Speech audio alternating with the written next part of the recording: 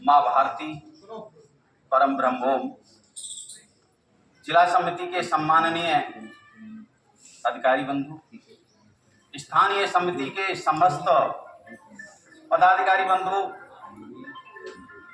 स्थानीय विद्यालय के प्रधानाचार्य जी, आचार्य बंधु, आचार्य बहनें और इस कार्यक्रम में उपस्थित सम्माननीय अभिभावक बंधु और प्यारे विद्यार्थी, सर्वप्रथम तो यहाँ उपस्थित सभी के लिए मैं हृदय की गहराइयों से बधाई देता हूँ कि आपने इस बैर का नाम पूरे राजस्थान में किया है।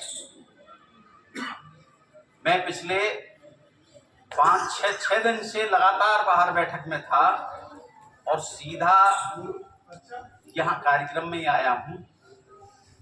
सीधा जयपुर से चला और सीधा यहाँ आया, तो वहाँ आपके इस कार्य का मुझे भी बहुत यश मिला।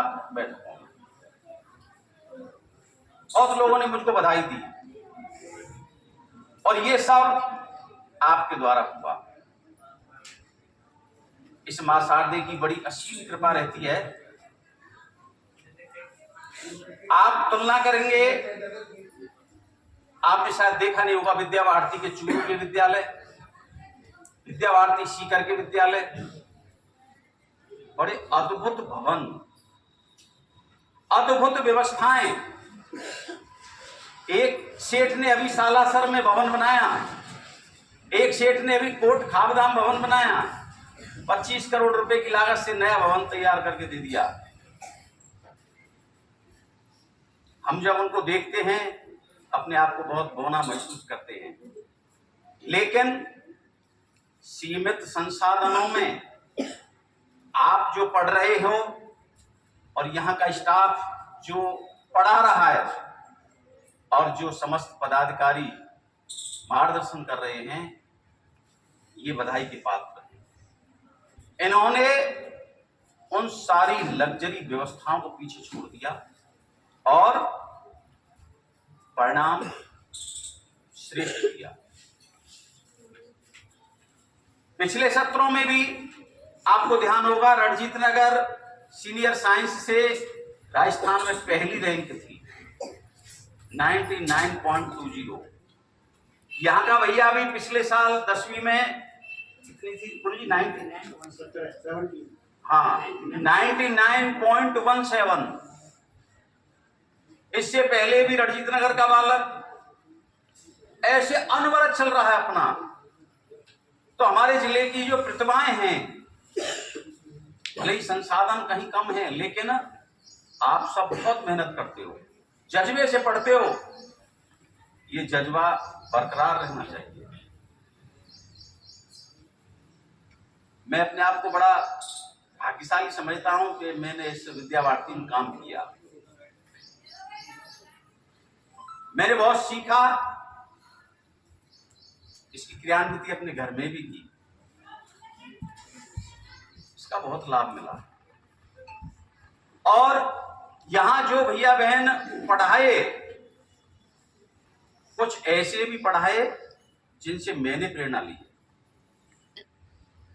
मैं नहीं समझता कि इतनी कम उम्र में इतना ज्ञान उनको कहां से आ गया, ये मेरी भी समझ से परे है। अभी जिस भैया का गुरुजी जिक्र कर रहे, 8वीं के कोई मेरिट में नहीं आया वो बालक, 8वीं में जिला बोर्ड में, और जो मेरिट में आया उनका सम्मान हो रहा था तो वो रो रहा था, गुरुजी बता रहे ना अभी। और कार्यक्रम में उसकी माँ उसके पास बैठी, वो बोल तो नहीं रही क्योंकि मैं उसका प्रत्यक्षदर्शी कार्यक्रम का हूं, लेकिन बार बार अपने बच्चे की तरफ देखती और क्या कहती आंखों से कि देख दुष्ट पढ़ाई होती है ऐसी, देख इस बच्चे को पुरस्कार मिल रहा है, इसके माता पिता मंच पर बुलाए जा रहे हैं और तू नहीं पढ़ा। मुंह से नहीं बोली, आंखों से कहा उसने। बालक बार बार मां की तरफ देखता, मंच की तरफ देखता, और उस बालक ने आंखों से ही उत्तर दिया कि मां पढ़ाई यही नहीं होती, पढ़ाई तो इससे भी अच्छी होती है, तू धैर्य रख। और उस बालक ने माध्यमिक शिक्षा बोर्ड में फर्स्ट रैंक प्राप्त की, जो 8वीं में कोई स्थान नहीं इस बालक का, और फर्स्ट रैंक की प्राप्त नहीं की, तब तक के सारे रिकॉर्डों को तोड़ दिया उस बालक ने, क्योंकि उस दिन उसको प्रेरणा मिल गई। मैं उसके घर पर जब संपर्क के लिए जाता था, आपके यहाँ जाऊं तो शिकायत मिलेगी, ये सोती बहुत है बहन, ये भैया सोता बहुत है, खेलता बहुत है, टीवी देखता है। और वहां क्या शिकायत मिलती, उसकी माँ 10 पढ़ी थी, कहती गुरुजी ना रात भर सोता है ना सोने देता है। मैं क्यों बहन जी? रात भर होमवर्क की कॉपी मुझे पकड़ाता है और कहता है इसमें प्रश्न है और उत्तर है, आप प्रश्न बोलो मैं उत्तर बोलूंगा, आपको मिलाना ही तो है। रात भर इससे प्रश्न पूछती हूं मैं, और ये स्कूल चला जाता है जब मैं सोती हूं। अब आप देखिए हम कैसे खुश होते होंगे उस घर में। रात को एक दिन संपर्क करने गया 10 बजे, तो उसके कमरे में 2 कमरे का घर था, उसका केवल 2 ही कमरे थे, दीवार घड़ी उल्टी लटक रही। तो मैंने कहा ये घड़ी तो उल्टी लटक रही है, देखी नहीं है किसी ने? बालक बोला हाँ देखिए गुरुजी, मैं जब शाम को पढ़ने बैठता हूं तो इसको उल्टा कर देता हूं। क्यों? अरे गुरुजी फिर इसमें 2 और 3 और 4 बजते दिखते हैं, तो फिर मेरा दिमाग खराब होता है, सोऊंगा कब? इसलिए शाम को पढ़ने बैठता हूं तो घड़ी को क्या कर देता हूं, उल्टा। क्या मुझे घड़ी नहीं देखनी? और जो बात उस बालक ने कही ना, उसी दिन मैंने सोच लिया ये बालक बहुत बड़ा है। उस बालक ने कहा गुरुजी घड़ी वह देखता है जो दूसरे का काम करता है, और अपने काम में यदि कोई घड़ी देखेगा तो बहुत अच्छा परिणाम नहीं है। उसी क्षण मैंने उसकी मां को कहा बहन जी ये बालक बहुत बड़ा है, जिसको 10वीं क्लास में ये ज्ञान हो गया, घड़ी तो दूसरे के काम में देखी जाती है। जैसे हमारे घर में कोई मजदूर आता है ना, बार बार घड़ी देखता है 5 कब बजे और मैं जाऊं। ये बालक को ज्ञान आ गया। ग्रेजुएशन कर रहा था जयपुर से, मैं उसके घर बैठा, सामने से लालबत्ती गाड़ी निकल के गई। उस बालक ने माँ को कहा माँ ऐसी गाड़ी तेरे घर खड़ी कर दूंगा। उसकी माँ ने अपना हाथ उसके मुंह पे लगाया, ऐसे नहीं बोलते हैं, कोई सुन लेगा, पड़ोसी मजाक बनाएगा। और इन गाड़ियों में बैठने वाले तो बहुत होशियार बच्चे होते होंगे, बहुत अच्छी पढ़ने वाले होते होंगे। मैं था वहां, उस बालक ने उत्तर दिया कि माँ तू क्या समझती है, मैं जिन होशियारों की तू कल्पना करती है उनमें से मैं भी एक हूं, मैं ऐसा कर दूंगा, आप चिंता ना कर। वह बालक भारतीय प्रशासनिक सेवा यानी IAS है। आप कल्पना करो, 8वीं में जिसका कोई स्थान नहीं, 10वीं में पूरे राजस्थान का पहला, और वो भी सारे रिकॉर्डों को, जब तक बोर्ड की कितने एग्जाम हुए सारे रिकॉर्डों को तोड़ दिया उस बालक ने। उसको एक ही बात लगी बस, उस कार्यक्रम में देखते देखते कि माँ बार बार आंखों से यही देख रही है, तू नहीं पढ़ा, तू पढ़ता मेरी उंगली पकड़ के मुझको भी मंच पे ले जाता, ये दुनिया मेरे लिए भी ताली बजाती, कहीं मेरा भी नाम होता। और बालक ने देख ली क्या नाम किया। तो मैं तो अपने आप को बहुत भाग्यशाली मानता हूँ, ऐसे भैया बहनों को पढ़ाने का हमको अवसर मिला, ऐसे अधिकारियों का हमको सानिध्य मिला, जिससे हम अपने जीवन को और सुंदर बना सके। नहीं तो हो सकता है हम भी कहीं पान तंबाकू बीड़ी सिगरेट का कोई शौक लग गया होता, हो सकता है कोई और गलत धंधों में पड़ गए होते, ठीक है कहीं 2 पैसा कम कमाया होगा, ये तो यहीं रह जाता है। इस भाव से ही काम किया। और आप सब भैया बहनों के लिए ये एक प्रेरणा की बात है कि ये परिणाम आपके लिए चुनौती है।